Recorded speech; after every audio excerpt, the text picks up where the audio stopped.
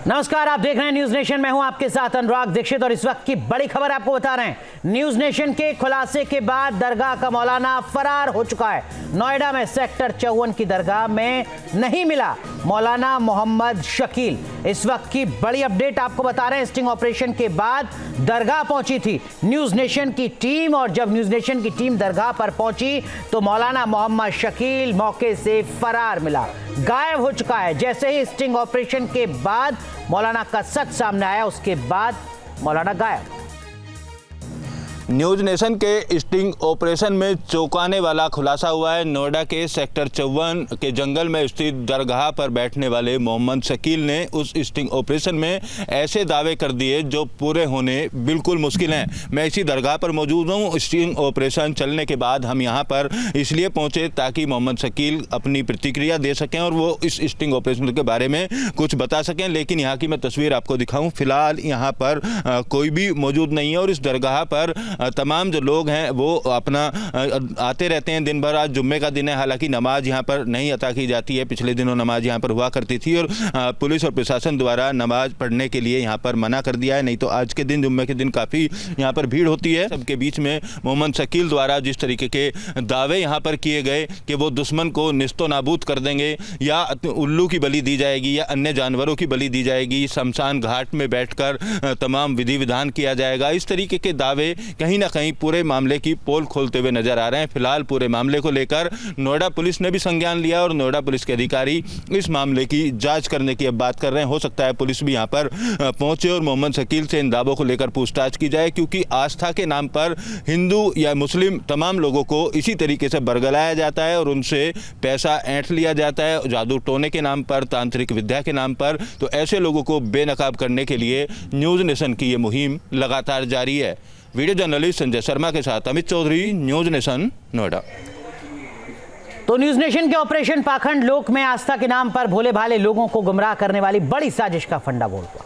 News nation के sting operation में नोएडा के एक दरगाह का खादिम एक कथित दुश्मन को खत्म करने की सुपारी लेते हुए खुफिया कैमरे में कैद हुआ।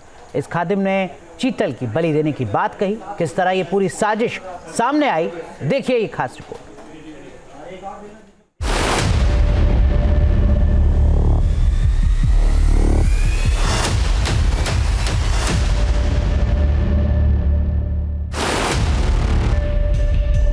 कौन है खुफिया कैमरे में कैद ये चेहरा? न्यूज नेशन पर बड़ा खुलासा।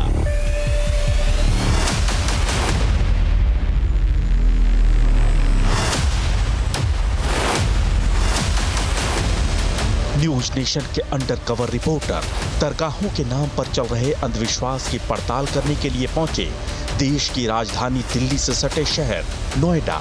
लोकतंत्र के मंदिर संसद भवन से सिर्फ 22 किलोमीटर दूर नोएडा सेक्टर 54 में स्थित है दरगाह बाबा शरफुद्दीन। हमें पता चला था कि इस दरगाह में लोगों की बीमारियां ठीक करने का दावा किया जा रहा है। एक आदमी ने हमको बताया, दिखाए तो इन्होंने बता दिया कि ये दिक्कत है, ये दिक्कत। इस दरगाह में शैतान जन्न जन्नात को बुलाने का दावा किया जाता है। काले जादू से दुश्मन के कारोबार को ठप करा देने का दावा किया जाता है। दुश्मन की जान लेने तक का दावा किया जाता है। मुझे मकसद है इसको तुम्हारे रास्ते से हटाना। हमें दरगाह में होने वाली गतिविधियां संदेहास्पद लगी और इसलिए हमारे अंडरकवर रिपोर्टर, जहां हमारी मुलाकात इस दरगाह के खादिम मोहम्मद शकील से हुई। और भी जगह हमने पता करा तो उसमें बंधन तक लिखा, तो आप खोल देंगे, उसमें कोई टेंशन नहीं है कि उल्लू के अंदर 8 आदमियों की ताकत आती है देव के अमल में। अच्छा जी, हाँ जी। मुझे फोटो ला दो, मैंने क्या कहा? ठीक है, ला दो। अगर उसने तुम्हारा काम खराब करा तो उसकी लाइफ खराब कर दूंगा, तुम तो काम मेरी बात सुनिए। कुछ सारे काम होते हैं, ऐसा कुछ नहीं है कि ना होते, बस तो सारे काम संसार होते हैं, कोई करने वाला है भी नहीं। आप समझे? आप जैसे हम गारंटी से करके देंगे तुम्हें।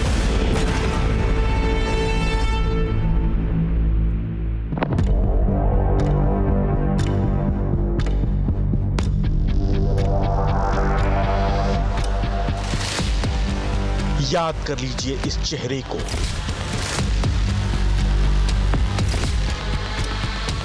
क्योंकि ये चेहरा आपको बार बार दिखेगा।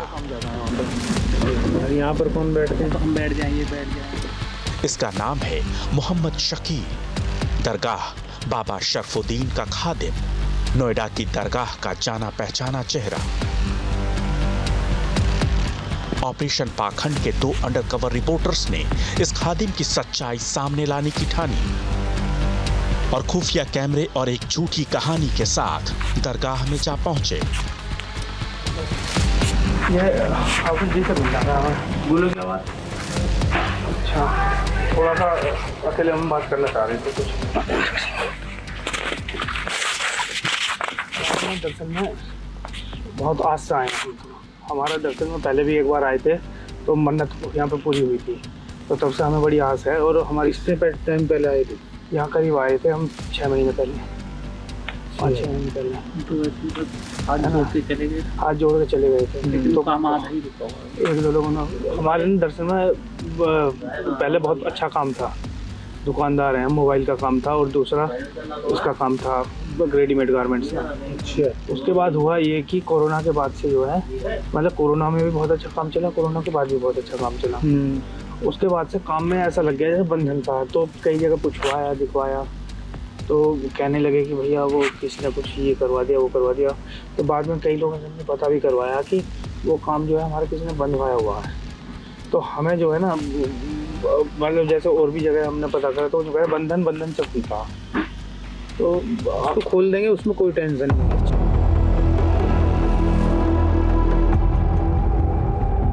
तो देखा आपने, मौलाना के पास हम एक फर्जी व्यापारी बनकर पहुंचे थे। काम धंधा खराब चलने की दुहाई दी और देखते ही देखते मौलाना ने हमारा भरोसा जीतना शुरू कर दिया।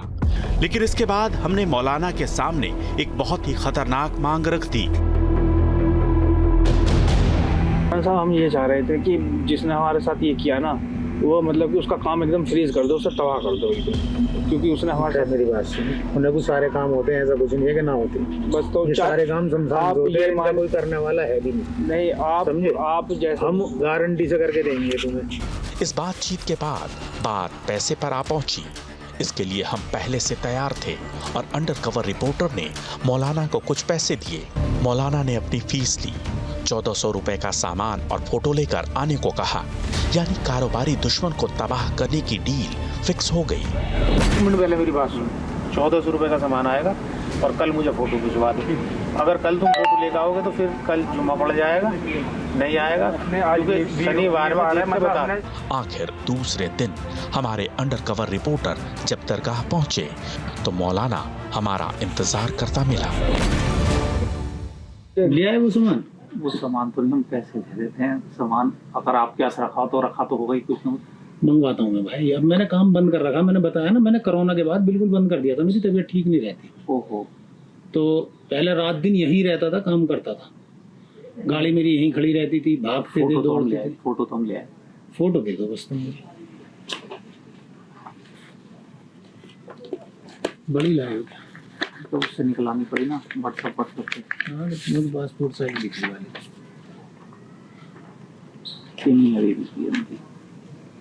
ये भी दुकान पे बैठती है? हाँ, मतलब दोनों ही बैठते हैं ना, जैसे लेडीज का ये देखती है।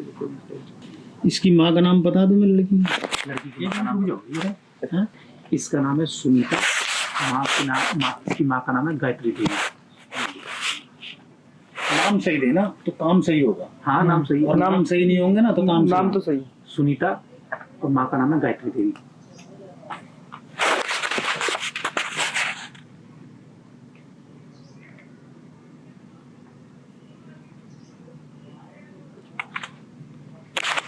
माँ का नाम गायत्री देवी।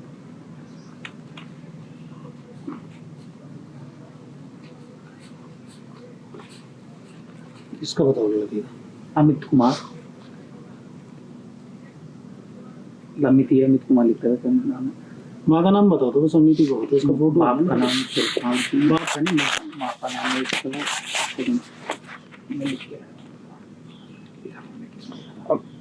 अमित के बाप का नाम क्या? माँ का नाम? बाप का नाम सुल्तान सिंह है। माँ का नाम विनीता है। विनीता।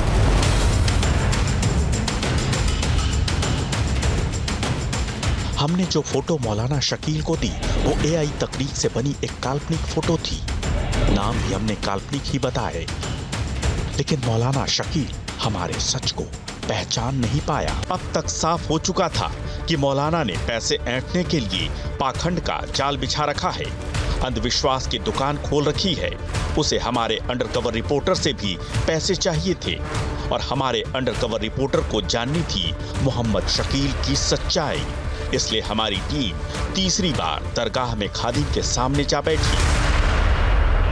उसका तो घंटे का उसकी घरवाली का नाम, उसका नाम निशान भी नहीं आ रहा उसमें। फिर पूरी कलम मैं बता रहा हूँ तुम्हें, मूछें काली है उसकी और दाढ़ी है हल्की हल्की सफ़ेद उसकी, जैसे सफ़ेद होती है शेविंग कराता। तो ये बड़ी बात नहीं, ना उसके सिर पर टोपी है ना उसके माथे पर तिलक। सबसे बड़ी पहचान तो ये होती है अगर दोनों में से एक भी होता तो मैं पकड़ता। ये नहीं है, उस आदमी का नहीं आ रहा, ना उसकी घरवाली का आ रहा, तीसरा आदमी आ रहा है। मोटी मोटी मूछें हैं उसकी, 50 से 52 साल की उम्र होगी। हमारे अंडरकवर रिपोर्टर भी मौलाना की हर बात को सही बताते रहे ताकि वो अपने राज हमारे खुफिया कैमरे के सामने उगलता रहे। और जैसा कि हमने सोच रखा था वैसा ही हुआ। इस बार मौलाना ने दुश्मन को जान से मार देने की बात कही। तो देखो, बीमार अगर उसे करना है तो इसमें होगा उच्चाटन। ठीक है, दो ही क्रिया हैं जो सबसे हैवी है। एक तो होता है उच्चाटन, एक होती है मरणकरण की क्रिया। ठीक है, मरणकरण की कैसे? खत्म दुनिया से आदमी। अच्छा, ऐसा है संभव? पूरी अगर हो जाए ना तो जो आप आदेश करो कर दो, यही जो आप आदेश करोगे मैं कर दो, खत्म। क्योंकि वो आदमी सही नहीं है। सही नहीं है, समाज के लिए भी सही नहीं है।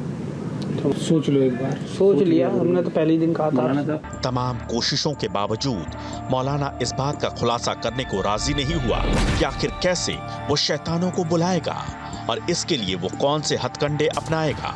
हालांकि अगली मुलाकात से पहले और मज़ार के पास से हटते ही मौलाना ने काम के हिसाब से रेट कार्ड जरूर सामने रख दिया। पैसा जहाँ 50 लग रहा होगा 1 लग जाए, एक बार में काम ही खत्म होना। रोज की टेंशन कौन? नहीं, मरणकरण की क्रिया में कम से कम 250 का खर्चा है। कोई दिक्कत नहीं, 2.5 लाख, 2.5 लाख से कोई दिक्कत नहीं, कर देंगे। 2.5 लाख कोई दिक्कत नहीं, कर देंगे। जड़ जब हो दूंगा 3 दफे के काम में बिल्कुल। यहाँ बैठ तो 90,000 के करीब है। छोटा कराओगे सिंपल सा, क्या समझे, 40-45 उनका मरणकरण हो जाएगा ना 2.5 लाख। 101%। चौथे दिन भी हमारे अंडरकवर रिपोर्टर जा पहुंचे मौलाना शकील के सामने और इस बार मिलते ही मौलाना ने 1 लाख रुपए कैश की डिमांड रख दी। कैश दे के जाओगे? हम दे के जाएंगे जब बोलना 6 घंटे पहले होता ना गुरुजी, 6 घंटे पहले, कम 5-6 घंटे बैंक से निकाल के। लोगे आप एक बार में? फिलहाल चाहिएगा 1 पेटी पूरा। ठीक है, 1 लाख रुपए। उसके बाद में कम से कम फिर 20 दिन लगो, महीना लगो। जब मैं जमा लूंगा मुझे पूरा भरोसा हो जाएगा कि अब अंदर जम गए, महीने 1.5 में। जब दूसरा काम करूंगा, तीसरे काम में झटका दे दूंगा। लेकिन यहाँ अब ये जानना जरूरी हो गया था कि क्या मौलाना सचमुच जानवरों की बलि देता है। अगर हाँ, तो वो जानवरों का इंतजाम कैसे करता है और उसके मददगार कौन हैं? नहीं, अभी आप बता रहे थे ना कि वो की बात हो गई, वो बलि के लिए क्या बात? हाँ, वो सामान मंगवाना मैंने, जानवर आता उसमें। क्या आता है, क्या होता है? जानवर ही होता है वो भी। अच्छा, क्या समझे? तो पीतल बता रहे थे, पीतल कह रहे थे। पीतल नहीं होता। क्या होता है? चीतल होता। अच्छा, चीतल। ये चीतल क्या होता? जानवर ही होता है कि छोड़ो तुम इतने गहराई में मत जाओ। अच्छा, नहीं, उसकी बलि चढ़ेगी? वो लगाता हूँ। अच्छा। वो उसकी काट ना तो वो कोई दे पाएगा, ना वो उसकी काट होगी। हाँ, मतलब पहली जेन्युइन चीज कर दी तो कोई वही नहीं। तो वो कहाँ से आएगा? मंगवाऊंगा मैं किसी से, कोई कहीं से भी लाया वो लेकर आएगा। ज्यादातर ये राजस्थान के एरिया में मिलता। अगर यहाँ मिलता हुआ होता तो मैं आराम से। हिरन की तरह होता कुछ? हिरन की तरह होता? नहीं, हिरन से अलग हटके होता। तो उसकी बलि जाएगी? उसको बलि की तो आम बलि है, कोई भी दे दो। सही बात। हाँ, सही बात है। चीतल की बलि किसी पे मिलेगा भी नहीं और कोई कर ही नहीं पाएगा। यानी पैसे के लिए मौलाना हर वो काम करने को तैयार था जो गैर कानूनी है। यहाँ तक कि मौलाना ने कहा कि जरूरत पड़ने पर वो उल्लू के खून से भी ताबीज बना सकता है। बलि एक ही जाएगी या और भी जाएगी? चीतल के और भी जाएगी। गुरुजी, हमें ना कोई दिक्कत नहीं, लेकिन काम ठोस हो जाए, चाहे कुछ भी कर दो। यार अब तुमसे मैं कितनी बार कहूँ, कुल मिला के ये है कि तुम्हें ये लगे कि मेरा काम ना हुआ, आन के मेरा कान पकड़ लेना, अपने रुपए ले जाना मुझसे। नहीं मौलाना मैं साहब तो देखो, इतनी जानता हूँ आगे किस चीज की बलि जाएगी मौलाना साहब। अब तुम यार क्या बूझोगे, थोड़ा सा बस शांति पड़ सुनो जाती। मेरी बात, फिलहाल तो दूंगा मैं भी। ये बकरे नुमाई चीज होती है, अलग होती है, क्या समझे, इसकी दूंगा। अगर इस पे ये पक्का जम गया तो ठीक है, अगर ये नहीं जमा तो मैं बुलवा के भली जानवर की भी दे सकूं, किसी और चीज की भी दे सकूं, उल्लू के तरह खून से ताबीज भी लिख सकता हूँ। फिर मैं इसलिए मुझे जो करना होगा वो मैं किसी भी हद से गुजरना हो मैं करूँ। ये बात साफ हो गई कि मौलाना शकील उन गतिविधियों में शामिल है जो गैर कानूनी है। ये शख्स एक इंसान की हत्या की सुपारी खुलेआम ले रहा है, उसके मारने की 100% गारंटी ले रहा है। छुपे हुए कैमरे से वो बातें सामने आई हैं जो शायद देश के सामने कभी नहीं आ पाती, और इस मौलाना का ये धंधा वर्षों तक चलता रहता।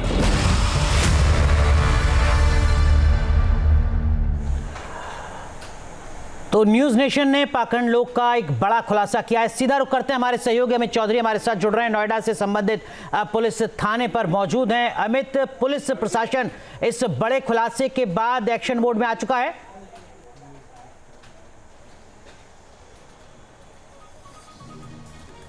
बिल्कुल, देखिए अनुराग, पुलिस के कई अधिकारियों के फोन आए और हमारी बातचीत हुई जिस वक्त न्यूज नेशन ने ये खुलासा किया, इस बाबा के पाखंड का खुलासा किया, और जिस तरीके से सीधे तौर पर ये सुपारी लेने की बात कर रहा है, उल्लू के खून की बात कर रहा है, तमाम जानवरों की बलि देने की बात कर रहा है, और हर एक मर्ज की दवाई अपने पास होने का दावा इस बाबा की तरफ से किया गया है। तो उसके बाद से इसकी तलाश अब पुलिस ने शुरू कर दी है। पुलिस के अधिकारियों का कहना है कि इसके बारे में जानकारी जुटा रही है। मैं तस्वीर आपको दिखाऊं, थाना सेक्टर 24 पर मौजूद हूँ। इसी थाने के अंतर्गत सेक्टर 54 के एक पार्क के अंदर ये दरगाह है, और इस दरगाह पर पिछले काफी दिनों से जो बाबा है वो ये यहाँ पर रहकर तंत्र विद्या से लोगों के साथ ठगी किया करते था। इस तरीके का खुलासा न्यूज नेशन के इस स्टिंग ऑपरेशन में हुआ है। लिहाजा अब हरकत में पुलिस अधिकारी नजर आ रहे हैं, और जिस दरगाह पर ये बैठता है उस दरगाह के अवैध होने की भी पिछले दिनों चर्चा चली थी, और नोएडा प्राधिकरण के द्वारा जमीन की जांच की गई। वहां पर सैकड़ों लोग जुम्मे के दिन नमाज पढ़ा करते थे। नमाज पढ़ाने पर रोक लगा दी गई थी,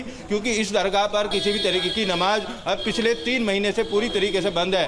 ठीक है, तो मौलाना फरार है, देखना होगा कि कब तक फरार रह पाता है, अब उत्तर प्रदेश पुलिस के आगे कब तक भाग पाता है। बहुत बहुत शुक्रिया हमें जुड़ने के लिए, इस वक्त की बड़ी अपडेट साझा करने के लिए। इस बीच एक बड़ी खबर आपको बता दें, न्यूज नेशन के ऑपरेशन पाखंड लोग स्टिंग का बड़ा असर हुआ है। उत्तर प्रदेश सरकार में मंत्री नरेंद्र कश्यप ने न्यूज नेशन से कहा कि न्यूज नेशन की पहल समाज के हित में है। पाखंड के नाम पर किसी की जान लेना स्वीकार्य नहीं, प्रशासन ऐसे लोगों पर सख्त से सख्त कार्रवाई करे। नोएडा पुलिस पाखंडी मौलाना पर कार्रवाई करे, ये कह रहे हैं यूपी के मंत्री। न्यूज नेशन की बहुत बड़ी पेशकश है, और हमारे साथ बात करने के लिए उत्तर प्रदेश की सरकार में मंत्री नरेंद्र कश्यप जी हैं।